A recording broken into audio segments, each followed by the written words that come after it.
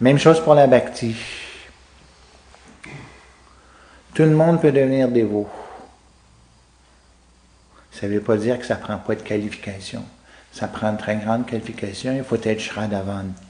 Il faut être investi de foi, de conviction, de détermination que je veux servir. Et puis ça, c'est pas tout le monde qui l'a. C'est très difficile d'obtenir cette qualification-là. Alors, il faut que la personne écoute beaucoup.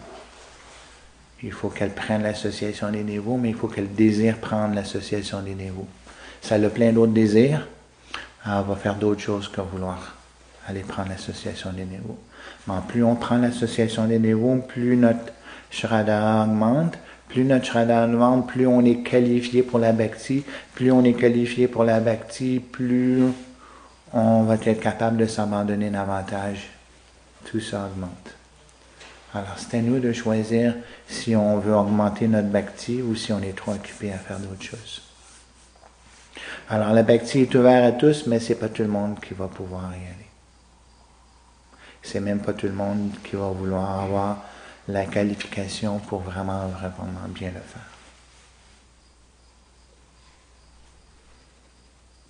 Tu as compris? Oui. Prochain verset très important. 54. Yashtu intragopam atavendram hazva karma. Bandharupena phala bhajanoti hatanoti. Karmani nirdati kintu cha bhakti bhajam. Govindam adipurusham tamaham vijami. J'adore Govinda, le Seigneur originel, qui brûle à la racine les actions intéressées des âmes imbues de dévotion. Sans aucune partialité, en accord avec leurs œuvres passées, ils décrètent aussi bien un infime insecte appelé Indragopa, courroie des Devas, qu'on appelle Indra, les fruits qui en découlent. Alors, voilà. La plupart des gens sont à l'image de leur karma, sauf ceux qui sont bhakta, parce que la bhakti brûle le karma. C'est prophétique. J'ai rien inventé. Alors, Yashtu Atavindram Indragopam Hasva Karma. De Indra jusqu'à Indragopa, qui est un petit insecte minuscule, tous, ils sont esclaves de leur karma. Ils sont enchaînés à leur karma. Ils doivent agir sur leur karma. Ils pensent selon leur karma. Ils s'habillent selon leur karma. Ils agissent selon leur karma. Ils sont téléguidés par les émissions de TV qui écoutent selon leur karma. Alors, le karma vraiment enchaîne tout, les gens. Sauf ceux qui ont la bhakti. Par la bhakti envers Govinda, la personne se libère du karma. Et c'est la seule façon de se libérer du karma. Je suis en train de donner mes cours en anglais, je fais la promotion A Karma Free Life, une vie libre de karma. Ceux qui sont intelligents veulent une vie libre de karma. Parce que tu ne veux pas être enchaîné. Qui veut être stupidement enchaîné? Il faut être libre. Et la seule façon de se libérer du karma, c'est par la bhakti. Il n'y a pas d'autre façon, zéro autre façon. La méditation ordinaire n'est pas suffisamment puissante pour t'enlever ton karma. Austérité ordinaire ne peuvent pas t'enlever ton karma. Activité matérielle ne peuvent pas t'enlever ton karma. La seule activité qui est suffisamment spirituelle pour pouvoir enlever le karma, c'est la bhakti. Si tu ne fais pas de bhakti, tu es enchaîné par le karma. Enchaîné par le karma, tu penses toujours les mêmes stupidités, tout tourne en rond, tu es dans ton petit vase clos fermé. Alors, c'est pour ça que c'est important que la personne fasse la décision « Je suis bhakta, je veux la bhakti ». À partir de ce moment-là, tu peux te libérer de ton karma. Et quelqu'un qui s'abandonne sérieusement à l'absolu, et s'il est coupé de son karma, pas coupé dans le sens qu'il n'aura pas à en subir les conséquences, c'est que même s'il en subit les conséquences, il ne s'identifie pas à ça. Il se dit juste, C'est du karma de mon corps qui arrive. Je le tolère, mais moi je suis au-delà de ça. Je ne suis pas concerné par ça. Et cette situation-là qui m'arrive selon mon karma, je vais essayer de l'utiliser dans le service de Dieu.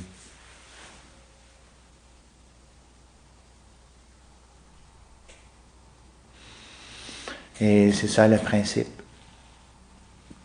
Et lorsqu'on devient dévot, même notre karma passé nous est donné, c'est expliqué qu'il nous est donné beaucoup moins pire qu'avant. Mais on doit le subir, mais si on le fait par détachement, mais là, Dieu est content de voir que on garde notre vision spirituelle. Et puis à un moment donné, il est complètement nettoyé, ce karma-là devient de plus en plus nettoyé. Il n'y en a plus du tout, et là on peut aller au monde spirituel parce qu'il n'y a plus de chaîne du karma qui nous tient liés au monde matériel. Alors c'est extrêmement important qu'on essaie d'avoir une vie libre de karma. Tu as l'essence sans plomb, je préfère l'essence sans karma. Et la vie sans karma, c'est encore mieux, mais la vie sans karma, c'est par la bhakti. Il n'y a pas d'autre façon. Parce que, qu'est-ce qui produit le karma? C'est d'agir avec ego matériel. Tu veux le fruit, donc tu vas récolter le karma. Mais si tu agis avec bhakti, tu ne cherches pas le fruit, donc tu ne récoltes pas le karma. Le fruit, tu l'offres à l'absolu. Patanam pushpam palam toyam. L'absolu dit, si tu m'offres un fruit, je l'accepte. Alors on peut offrir une pomme ou le fruit de notre activité. Alors ça, c'est hyper important d'avoir cette vie libre de karma. Mais si on vit, ok, 300 000 $ pour moi et 3 sous pour Dieu,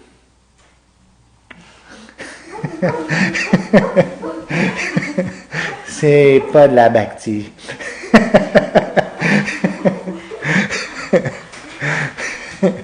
Très mauvais calcul. Et pour notre attachement à quelques milliers de dollars, on perd cette petite opportunité-là de pouvoir se lier à Govinda et de pouvoir être libéré de karma. Alors là, c'est vraiment très, très important. Il faut vraiment qu'on analyse notre vie. Est-ce qu'on la dédie vraiment à Dieu ou bien on offre un bon temps d'encens à Dieu à temps partiel? Ça, c'est très important parce que par la vraie bhakti, c'est qu'on s'offre complètement à Dieu. Plus on s'offre, plus on s'abandonne, plus on a le pouvoir d'avoir cette bhakti-là. Plus on a le pouvoir de la bhakti, plus le karma va être détruit par ce pouvoir-là. Si on n'a pas beaucoup de bhakti, pas beaucoup de destruction de karma, on traîne pendant des vies. Plus qu'on traîne, plus on a des chances de s'enfoncer dans un labyrinthe noir, obscur, puant, salissant, saignant, souffrant. Et on peut en mettre. Et on peut en mettre. Grand danger. Alors, bien important de comprendre le pouvoir et l'importance de la bhakti. Et notre choix à nous. Est-ce qu'on reste, on est juste des dévots en nom, on se donne un nom dévot, j'ai un nom spirituel, c'est cool. Ou est-ce qu'on a une vie vraiment dédiée à Dieu et on a vraiment de la bhakti qui va avoir la puissance de nous défaire de notre karma et qu'on n'est pas concerné par le karma. On ne s'identifie pas à notre karma. Mais quand on n'a pas encore suffisamment de bhakti, on s'identifie à notre karma. Ah, mon karma, c'est ma famille, c'est mon ci, c'est mon ça. On s'identifie à ça, puis on dit, c'est à mon image. Ça montre mauvais. Pas un insuffisant haut niveau de bhakti. La bhakti libère du karma, la bhakti nous donne une vie libre de karma et rien d'autre peut faire ça. Même Indra, un Dieu puissant, est complètement esclave de son karma. Tous les entités vivantes que vous voyez sont esclaves de leur karma s'ils ne sont pas des dévots. Lorsque vous irez au travail, vous pourrez dire ça à vous. Ah, toi, tu es esclave de ton karma. Parle-moi pas, maudit esclave.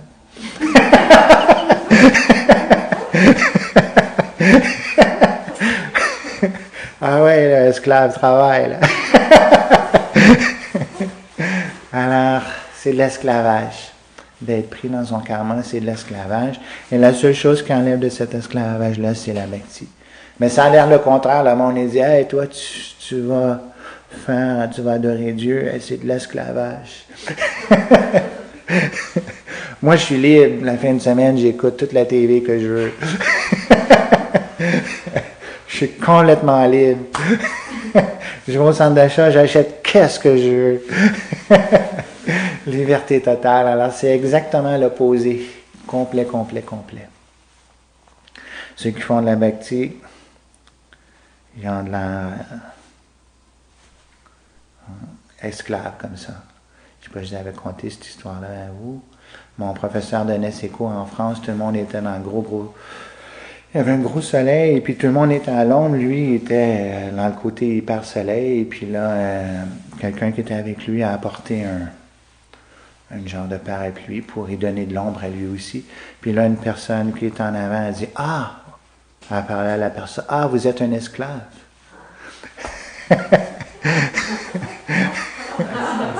Ouais, elle a dit ça comme ça. Le professeur, il dit là, faisait 5 jours que je donnais des cours à ce monde-là.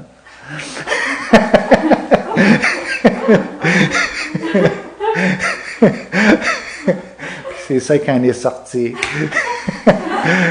Parce que j'ai dit à mon professeur, il dit, ouais, t'en donnes des conférences ici et là. Comme là, il a donné 2 mois et demi de conférences.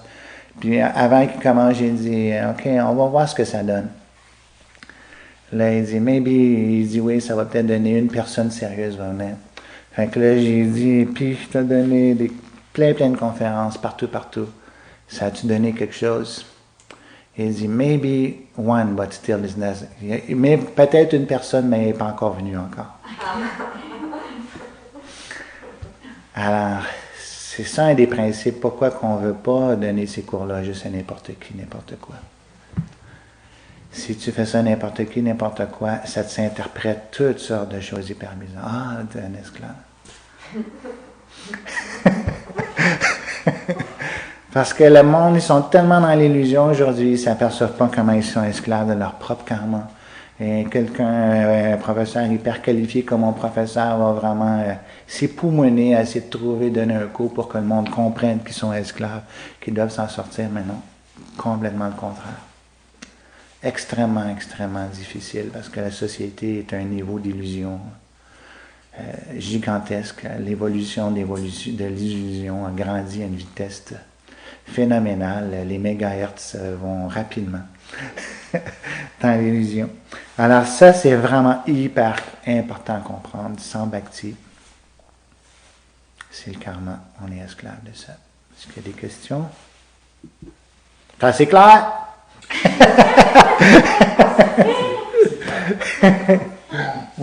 C'est clair, j'aurais peut-être quand même quelque chose. Ben oui.